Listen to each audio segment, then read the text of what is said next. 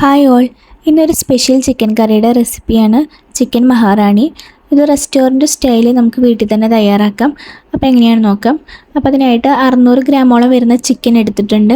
അതിലേക്ക് 1 ടീസ്പൂൺ ഉപ്പ്, 1 ടീസ്പൂൺ കുരുമുളക് പൊടി, 1.5 ടീസ്പൂണോളം ജിഞ്ചർ ഗാർലിക് ചതച്ചത്, പിന്നെ 1 ടീസ്പൂൺ നാരങ്ങ നീര്. ഇവയെല്ലാം ചേർത്ത് നന്നായി മിക്സ് ചെയ്ത് 1 മണിക്കൂറോളം റെസ്റ്റ് ചെയ്യാനായിട്ട് വെക്കുക. ഇനി ഇതിലേക്ക് ഒരു പൗഡർ തയ്യാറാക്കാനുണ്ട്.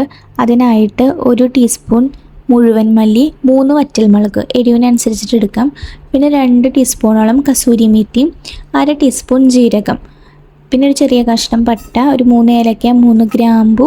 ഇവയെല്ലാം ഒരു പാനിലേക്ക് ഇട്ട് ചെറുതായിട്ടൊന്ന് ചൂടാക്കുക. ഒരു 10 സെക്കൻഡ് കഴിയുമ്പോൾ 5-6 എണ്ണം ബദാമും കാഷ്യൂം ഇതിലേക്കിടുക. ഇവയെല്ലാം നന്നായി ചൂടായതിന് ശേഷം ചൂടാറാനായിട്ട് മാറ്റി വയ്ക്കുക. എന്നിട്ട് മിക്സിയുടെ ചെറിയ ജാറിലിട്ടിട്ട് നന്നായി പൊടിച്ചെടുക്കുക. ഇനി ഒരു പാത്രത്തിലേക്ക് 2 ടേബിൾ സ്പൂണോളം ഓയിൽ ചേർത്ത് ചൂടാക്കുക.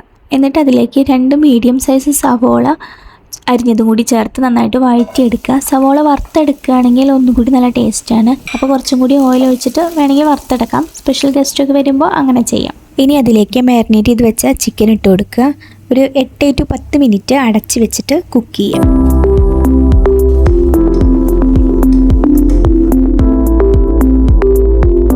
ഇനി ഇതിലേക്ക് കേർഡ് അല്ലെങ്കിൽ യോഗേർട്ട്, പിന്നെ നേരത്തെ പൊടിച്ച് വെച്ച പൗഡർ ഉണ്ടല്ലോ, അതും ചേർത്ത് നന്നായിട്ട് ഇളക്കി ഒന്നും കൂടി അടച്ച് വെച്ച് കുക്ക് ചെയ്യുക.